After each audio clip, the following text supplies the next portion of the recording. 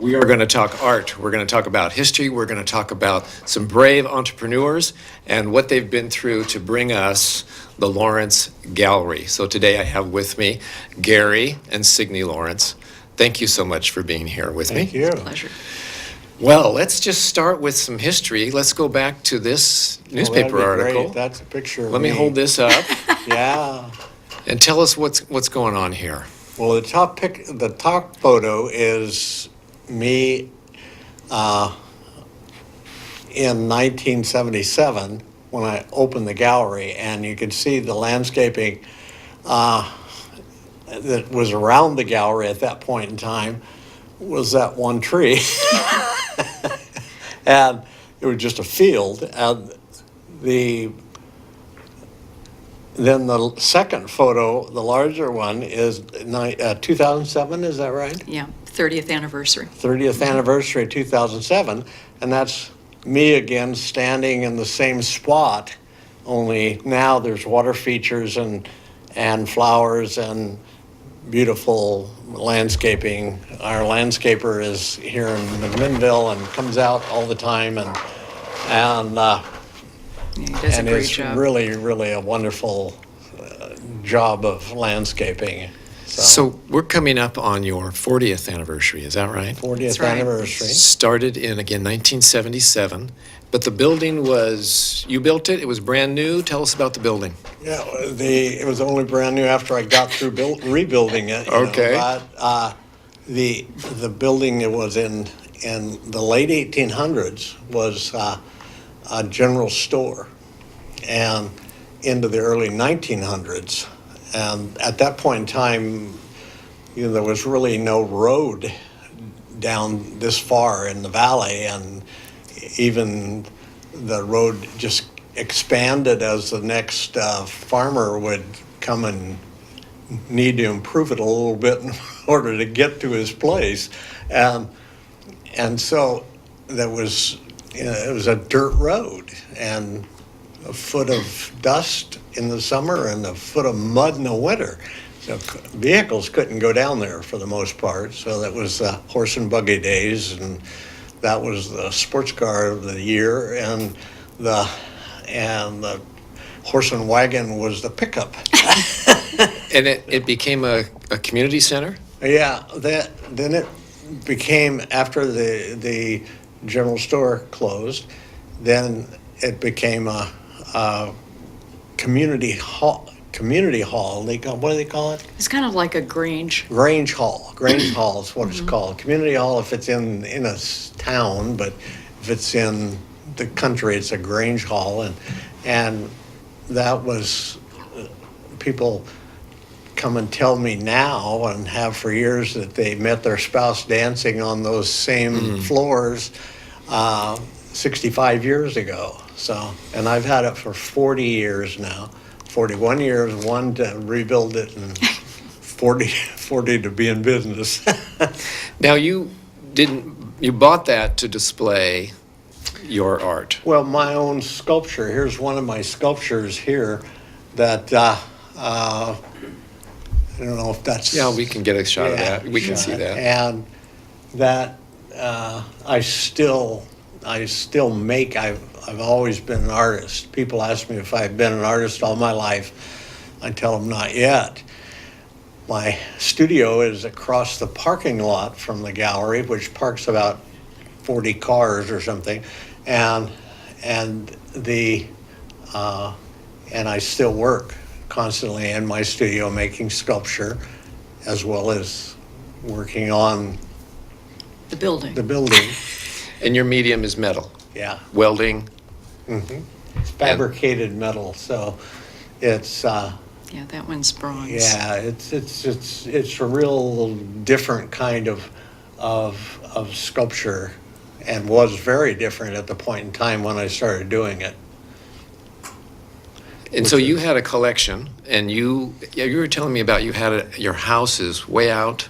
Way at On the the top of a mountain. the Coast Range, and 2,000 foot elevation, and a little creek, Gilbert Creek, flowed by it, and I started having some shows, first at my home, and I built the house. It's a large cedar house, but the time there way back, that was more than 40 years ago, 50 years ago almost, and the people could only find it if we sent them a map.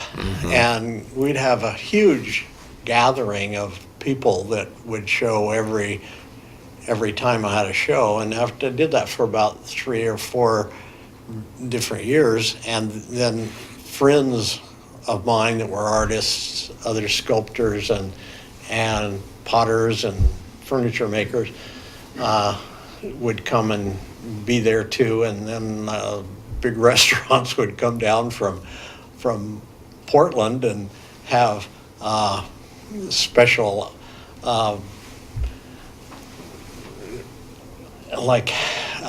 alder is the wood that was mostly on that property at that elevation, and they'd have alder cookouts, and just it was really a wonderful happenings all the time. And I had all the friends, and we'd just make the whole first level of the house into an art gallery in essence, and we'd move everything upstairs. So it was really fun to do that. And then I started doing some shows at wineries. The first one was the winery here. I think it was right in there close. Well, I don't know. Erath, you did. Yeah, and that was Amity, not Amity, but Amity was the second one. Which was the first and then one? eventually you bought the building and just moved everything kind of there. Mm-hmm. Rather than having to move all the furniture upstairs to create a gallery, you thought it might be good and to have move a all the art gallery. around to the Building, wineries remodeled and it, not- and it became really a popular place to be and everything. Now, that shows quite a bit of entrepreneurial spirit. And so you were telling me about how you have opened many art galleries over the years. How did that, you were successful here, and what was the first opportunity you had to go Well, do something else? the owners of Salishan Lodge, John and Betty Gray, were clients at the gallery, and they decided they wanted to build a bunch of units outside on the 101 highway before you go up the hill to Salishan, and they came and asked me, and I was the first one that opened there and had a really large gallery, and that lasted for several years, and then I started one in Portland, and then I got then people came along who wanted to buy those. Oh, yeah. So you sold those two, but always kept Sheridan, because that's the one here between Sheridan and McMinnville is the original one, and that's where Gary's passion is. His heart is in that and that where my facility. studio is, where everything is. Yeah. That Loves that counts. spot. My dog. His dog. And people still talk about the one in the Pearl District. Tell us about that one. Sydney, you were there for that one, weren't you? That was a huge gallery. It was 14,000 14,000 square feet. square feet. A huge, beautiful wine shop. We had tons of events there. So it was $100,000 a month in overhead. But it became a very popular venue.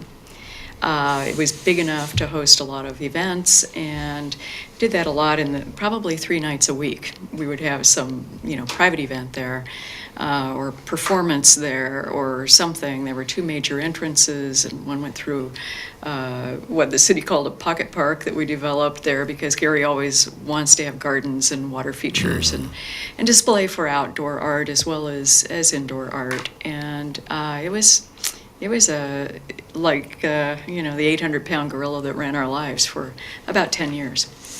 And then art goes along with the economy. A little bit. Pretty heavily Yeah, connected, right? yeah. So was it the 2008 recession? Mm-hmm. Well, Gary got very ill in 2007. Oh, The wow. 2008 recession went on, and we pulled back and simplified things and just focused on Sheridan, on our gallery here in McMinnville. And now I know people that are watching that have been there are thinking, well, they should talk about the water features out back because they're incredible, and people that haven't been there should go to see not just the art that's inside, but the art that you've created outside. Gary, what motivated that? Well, I really like to make fountains, and so and work with rocks in terms of landscaping. I really, that's kind of like a second love, so I got 16 dump truck loads of basalt rock from the Camas quarry, trucked down to the gallery, went out and chose all the different pieces, and built this relatively large group of fountains and water features, and bubbling the water bubbles over the basalt rock and the basalt steps, and just, I don't know, I start doing things and I get lost in doing them. Wow, a true Nobody can artist. slow me down. Incredible energy. So- Yeah, they really are. Yeah. They're beautiful. So I counted 1, 2, 3, 4, 5 galleries that you told me about. Yeah, well, some of them were, like, we started the Salashang Gallery and ran it for several years and then sold it. And so then I went off, bought a sailboat and sailed around the world. But For how long? 4 years. And then I came back and started fixing everything back up again. Wow, But, what an adventure. My problem always has been when I get excited and full of energy, I get and do something else and get in trouble eventually. Yeah, moderation is not one of Gary's virtues. Is there a moderator on board now? Yeah, right. Yeah, there's a moderator who tries to be on board. It doesn't work very well.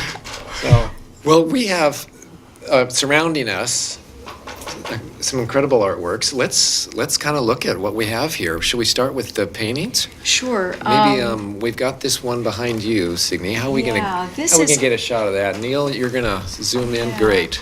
The backbone of the gallery, and Gary's focus has always been Oregon artists, quality work.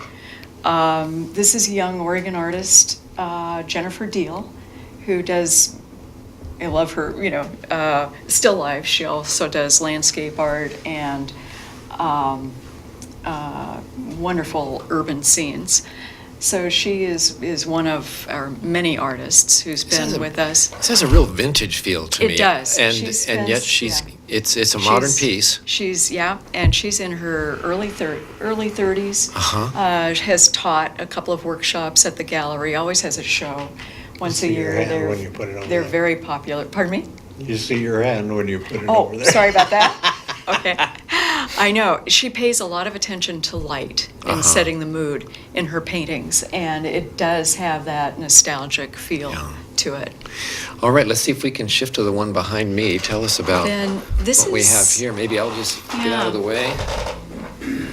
This is Hans Schiebold. He immigrated from Germany, I think the day before the Berlin Wall went up. He's 81 years old now.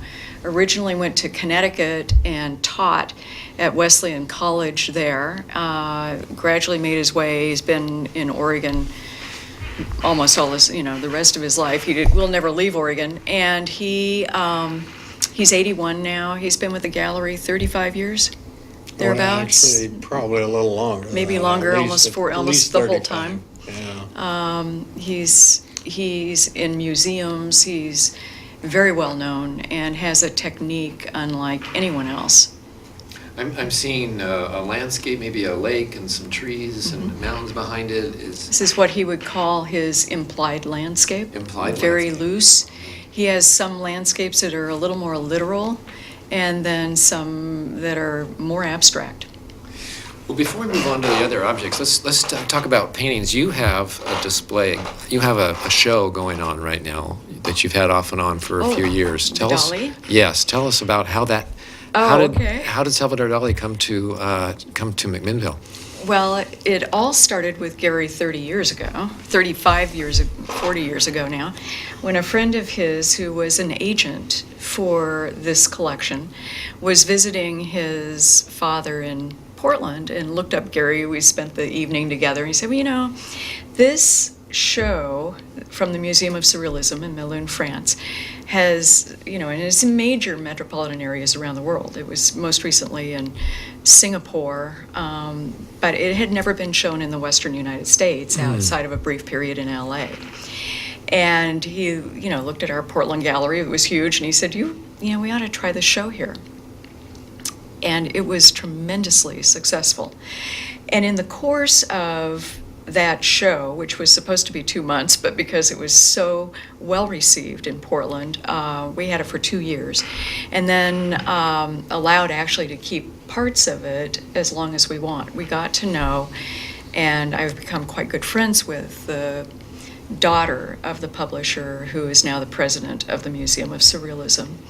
She grew up with Dali. She is the last living link to Salvador Dali. There's a documentary being created right now that is Salvador Dali through Christine Archelet's eyes. Very exciting, because this is real and so much of Dali is not. So we had to, you know, very much scrutinize the validity of this collection, as did of course, the art critic for the Oregonian, and it's a stellar collection. And we will probably be taking it to Seattle in the spring. We're looking at that.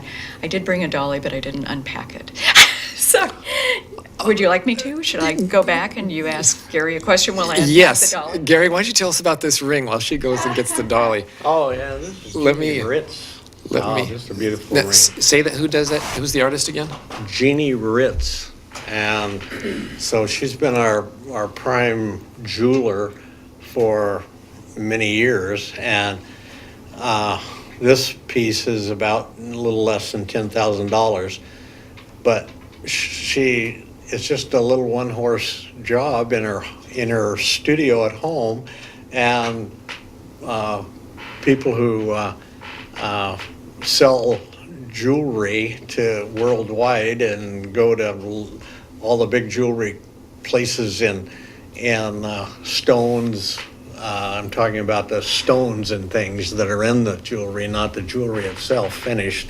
And they have discovered Jeannie and give her all the special pieces. And so the special stones of every particular kind that she makes into rings, and all of them are one-of-a-kind pieces. They're not duplicates.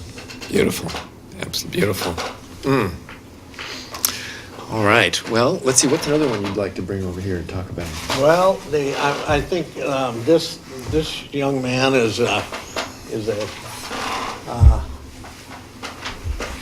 he's a student at He's a high school senior.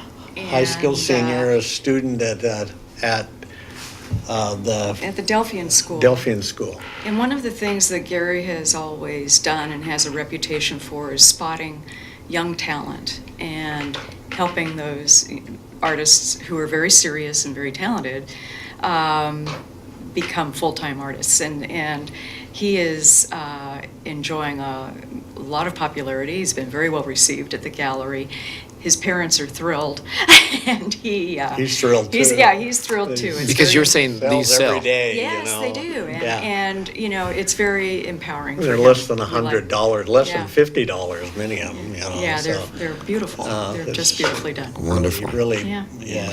Well, what do you have for us? Okay, what I Signe? have. Yeah, if you can hold that up And for should I put for this Joanne here? there behind you, right? with this. This is called the Blue Horses. All of these pieces that we have at the gallery are from the original copper plate and hand painted afterward. There's a lot of character and quality in these on handmade papers and small editions, signed in edition by Dali. One of the reasons I brought this one is we have the original. We have 2 Dali originals. And often what he would do is paint an original painting, and then if it was something that they decided they wanted to put into print and commit to a copper plate, then they would Dali in a different size format and in reverse would recreate that scene on copper. So that when it was published, it would look very much like that, and then hand painted. So if you want to see the original, you need to come to the gallery. We have 2 originals and prints from both originals, plus about 70 other pieces. This show is the first time that we've included other artists from the Museum of Surrealism. The Dalis Beautiful. are scratched onto copper plates and prints are made, and you see the indentation around the outside of a print on it's actually Of the copper plate, you can really see that, and different you know ways. that so there would be maybe 100 or 150, and then they're printed in black ink, and then he would hand color each one. So each one is different when they're hand colored, and they're called multiple originals. They're meticulously tracked at the museum. And Wonderful. yeah, Thank you for bringing photographed. that. Well, thank you. Well, while she's putting that away, maybe I'll bring up this. Gary, would you tell us about what we've got here? Well, this is a terrifically wonderful piece. It's real popular, and it's a new artist that we've got. There's 2 pieces for the one sculpture, basically, and you can change the baby around there, whatever, and even mom moves around real well too. But beautiful patina, and it's cast in bronze. So it was made in clay and then goes to a foundry, and a mold is made, and then the colors are all called a patina that is put on the bronze, and it's heat and chemicals that they're able to come up with almost any coloring of the bronze. You see the subtle little coloring in the neck here and things, it's just a beautiful piece. And then highlighted, you see there's polished back to the bronze. Yeah. So this is an edition of, I don't know how many, 26. 26, and we sold several of them. So Yeah, it's so endearing, and it's so beautifully done. What else would you like to bring up, Signe? Well, Larry Roberts is a wood sculptor who's very well known in Oregon, and he does a lot of work with manzanita burl, which is beautiful because it's red, and on the edges it turns this blonde color. And then every year he sends up these hand-carved Santas out of, just naturally done. They're whimsical, they're fun. I was going to say, this is very serious. Very serious. And this is this is not. very fun. Yeah, This they just- are fun, but it's beautiful. It almost looks natural, like it just happened to be like that, and looks like an eagle, the way he's well, it just pulled that out of It the... is, yeah. starts with Yeah. a Just the lot burl. of pieces are driftwood, and then just finds the image in the piece of driftwood. And this color Doesn't here add is things part of the on, wood, he and yet it always kind of gives him removes that attitude. Yeah. Yeah, and the beak is the light-colored part of the wood. I mean, It's not painted, it's just- oh, it's wow. just See the that? natural wood. That Yeah, is, yeah, See yeah. that is incredible. and then the feeling of a wing, and Yeah. Yeah, to see that and have it come out like that is just truly, truly amazing. Well, I can't bring part of the gallery. Of course, these are, if you want to see more of anything, it's, our website's full. But without talking about Will Vinton and his claymation pieces. Just so you can hold some of those. Of course, is from McMinnville and is the most Turn it around so delightful you can see it. person. Keep turning. This way. There we you go. And This is one of his characters. This is Thurgood Stubbs from the PJs television series. But we also have the original Raisins stage from Meet the Raisins. And it's got a little pizza thing, and it's got treats in the back behind the curtain. It's lighted up. It's an amazing piece, and all of the other raisins from claymation are in the Oregon Historical Society. So it's the only way you can get an original raisin stage. And we also are the only place that you can get Will Vinton's autographed DVDs, and we have his Emmy that he got for the Christmas, Claymation Christmas. Yeah, he did Claymation Christmas too. Yeah. This one has Halloween, Christmas, and Easter. And But he's just a hoot. Wonderful. I'll put this one back, and Okay. you go get what's next. so they'd be Well- made out. This is made of clay Uh-huh. and then painted, and Will did it all. He's a character. Well, one of the things that we love, and you alluded to it when you talked about the connections that we've been able to make over the years, is a lot of people will remember Prince Lorenzo de Medici when he was here. And the owner of our wine shop now is a retired skateboarder. Okay, yeah. Professional skateboarder, David Soto. And Prince Lorenzo sent up this skateboard with de Medici with his Medici seal on it, showing it's an M stylized, but it's also a moth. He's the current prince Yeah. of the de Medici Yeah. family. Prince in- Lorenzo. And this wood is fantastic. Oh, How it's did this beautiful. happen? This It's is- beautiful. I don't know. Now but your- he sent that up. One of your employees, the man that runs the wine shop, Well, he owns it, yeah. and he is a retired Retired, they retired because he's over young at that. 25. Yeah, exactly. Skateboarder, right? Exactly.